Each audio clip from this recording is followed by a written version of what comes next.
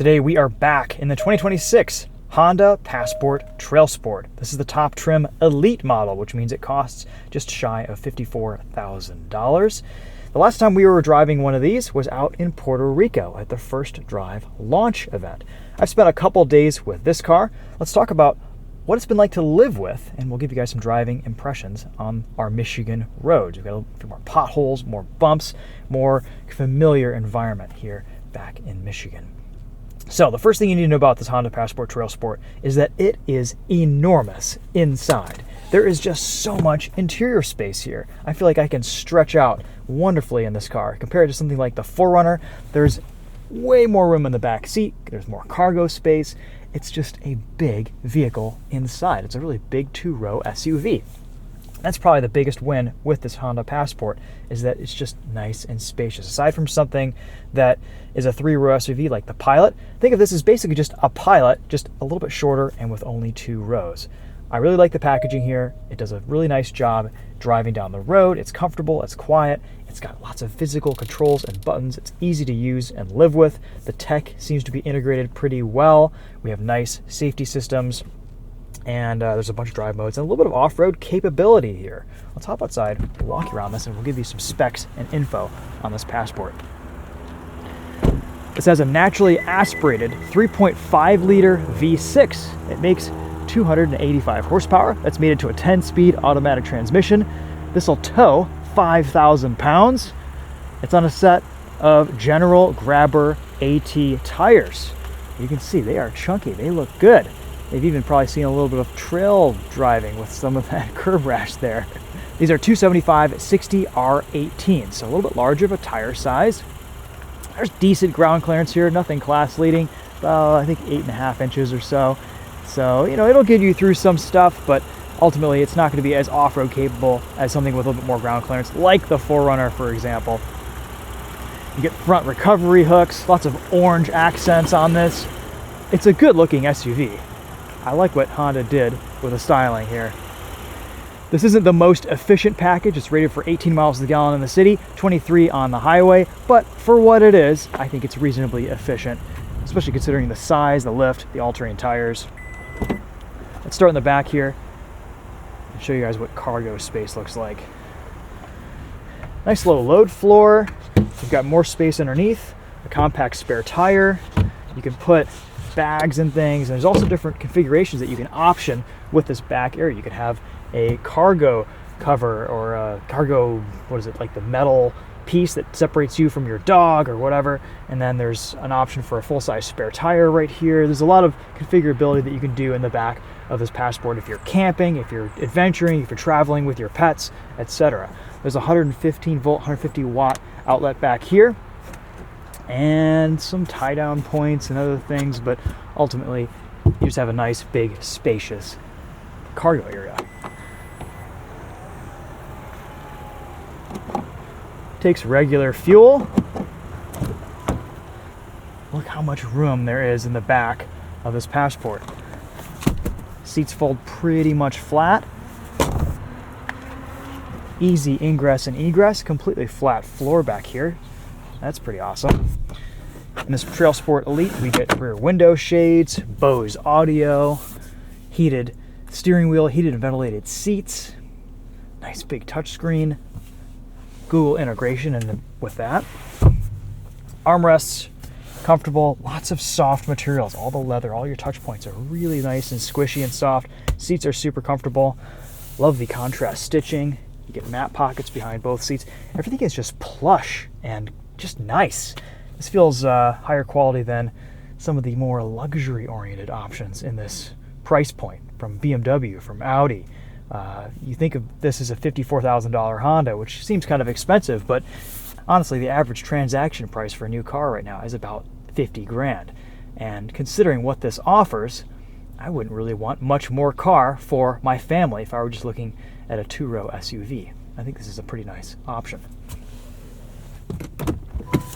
Rear climate controls, heated rear seats, and then just tons and tons of legroom in the back of this Passport. Good roof height too. A couple roof rails up here as well, and a big panoramic sunroof. Look at that. let's pop the hood and take a look at this 3.5 liter V6.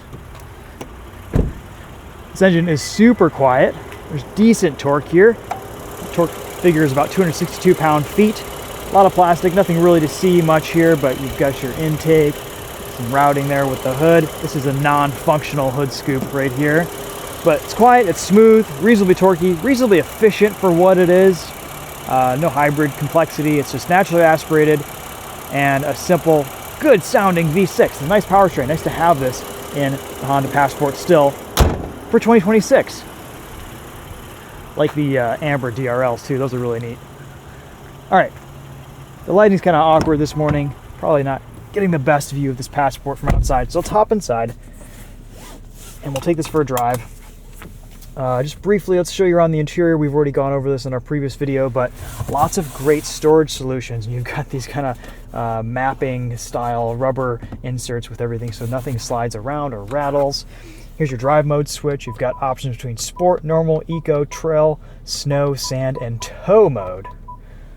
And then there's hill descent control, turn on and off, auto stop start. Your parking brake is here, brake hold function is there, PRNDL or S. More storage down there. Just really good interior design from Honda. It's simple, it just works. Got these big honking visors that slide. Nice looking mirror right there. Place to put your sunglasses.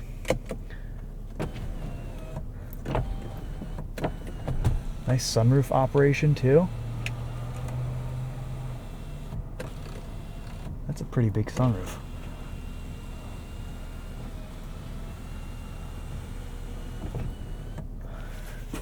Grab handles right up here. There's a Bose tweeter. Interior feels tight, no rattles, no shakes. Passport text right there. Nice camera systems too. You can quickly access them by pressing this button on the wiper stalk. Look at that, that's very useful. And you can cycle through a couple different views like forward-facing curb view, etc. Neat feature. Honda used to integrate that into the wiper stalk and it would show you your passenger side blind spot camera while you're moving, which is kind of a strange option. But they've gotten rid of that and gotten just a parking camera view now, which I think is better. You have rear climate controls back here. Only complaint really, and you can see it right now, it's looking pretty dusty, pretty nasty with fingerprints, is all the gloss black on these buttons and on this panel of switches. But again, an easy wipe and that's all clean. You've got wireless charging right here, more storage right here, 2 USB-C ports. Nice reverse camera. One thing I like about Honda camera systems is how wide angle they are. If you're backing out of a driveway, you can see if someone's coming or not if there's a car blocking your view. You can get a less wide angle view too, but this is really nice. I use that a lot in my Civic Type R backing out of my driveway. Steering is super light at lower speeds, but it weights up nicely once you get going.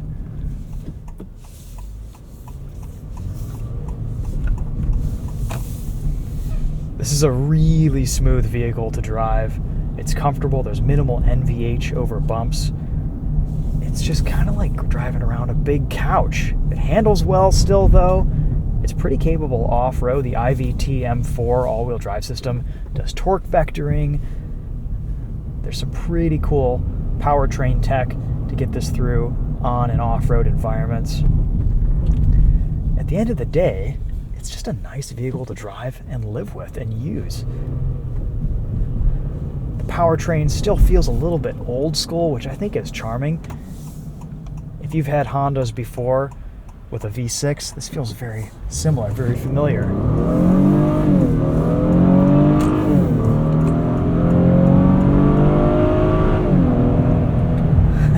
It sounds nice too.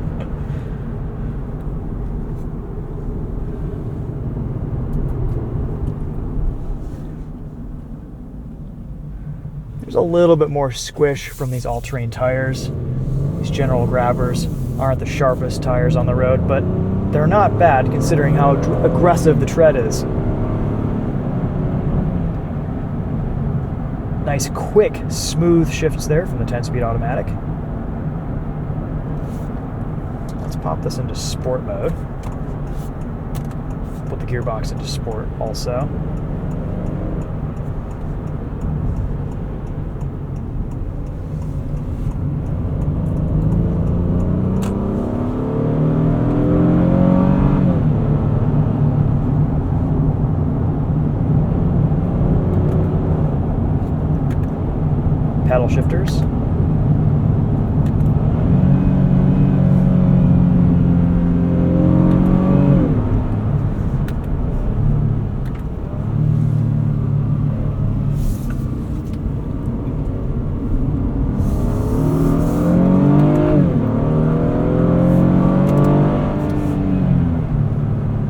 It's not a sports car, but it does a pretty good job at getting itself around a corner and up to speed. Kind of a bumpy section of road here. Ride quality is really smooth, really nice in this Honda Passport.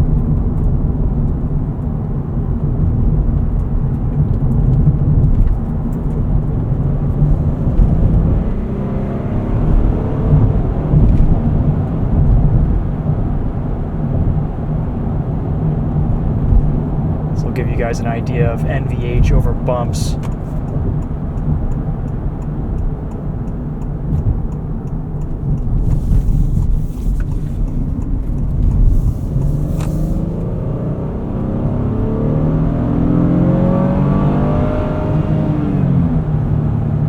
The sound of that V6. Driving assistance seems to work pretty well this week for me too. The closest following distance is pretty close to the vehicle in front of you, especially at lower speeds around town. Lane keep assist seems to work quite well too. This is definitely an improvement over earlier systems from Honda with Honda Sensing. It's still not perfect. This car can be a little bit eager to stand on that brake pedal every now and then, especially in traffic. It seems like it's always on the brakes, and you can see when it's on the brakes because there's a little graphic of the vehicle down there. But it's a much better system than what we tested in the new Accord, for example, earlier this year.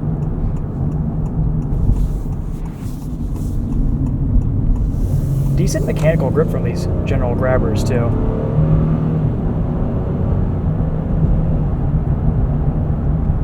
There are tons of drive modes here. I've mostly just been going around in normal or eco mode. I like the throttle response. The tuning here in normal mode seems to be well calibrated.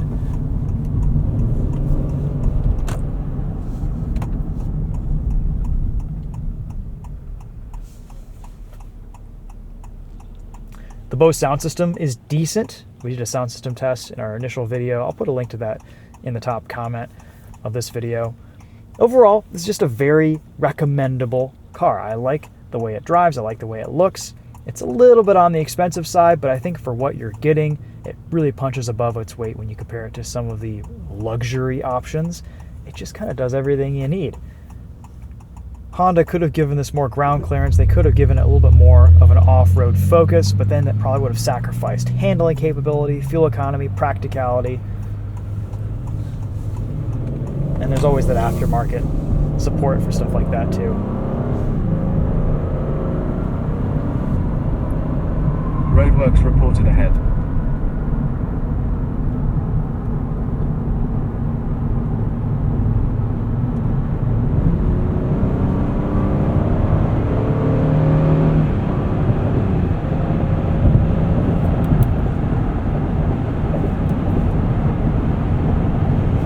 On the highway, at speed, not a ton of wind noise or road noise.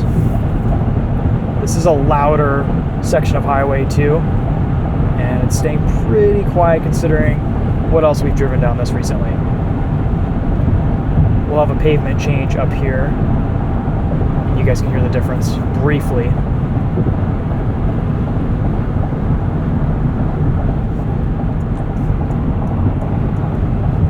Good visibility here too. The passenger side mirror is pretty wide angle, so you can easily see your blind spots with that.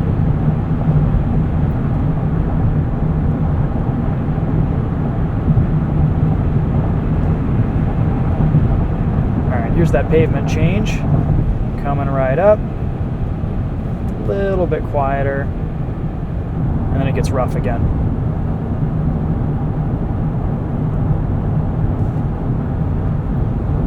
Very little wind noise. There's a little bit more tire noise here from these all-terrains, but that's to be expected, and it's nothing like what you would get with similarly aggressive-looking all-terrains from other brands.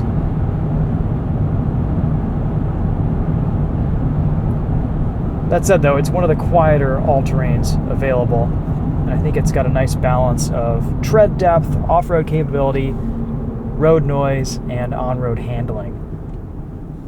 Feels pretty good in the wet too.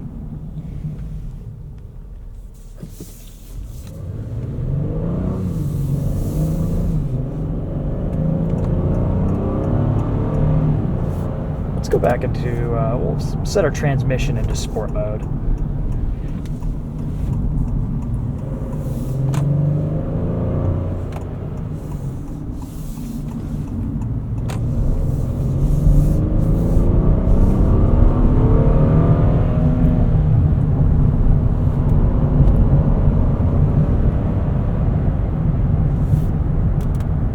Sometimes that's a little bit easier than switching all the way into sport mode.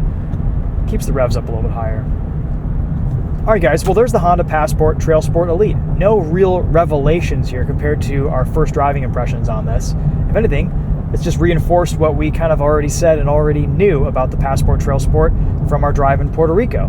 This is a really nice SUV. I think, you don't always have to get the TrailSport. The Elite trim has some great features, but you don't always need them. You can get into this for significantly less than the top trim price of this TrailSport Elite, or maybe pick one up used in a year or two. I've always really liked the packaging, the size, and the looks of the Honda Passport. This new one kind of just takes things up to another level. It's a nice update, it's a nice refresh. But again, I've always really liked driving the Honda Passport. I feel like it's kind of a sweet spot in the sense that it's about the perfect size for a big family two-row SUV. It's not, too complicated. It's easy to use. All the functionality works well. The tech is nicely integrated. There's lots of physical controls. It's comfortable. That's the biggest thing. This is one of the more comfortable vehicles we've driven this year, honestly, among everything. And there's no pain points with the infotainment or UI here. It's just a good driving experience. And aside from being a little bit pricier in these top trims, it's an easy vehicle to recommend. So we'll wrap up on those thoughts. That's going to be it for me. Thank you so much for watching. We'll see you guys in the next video.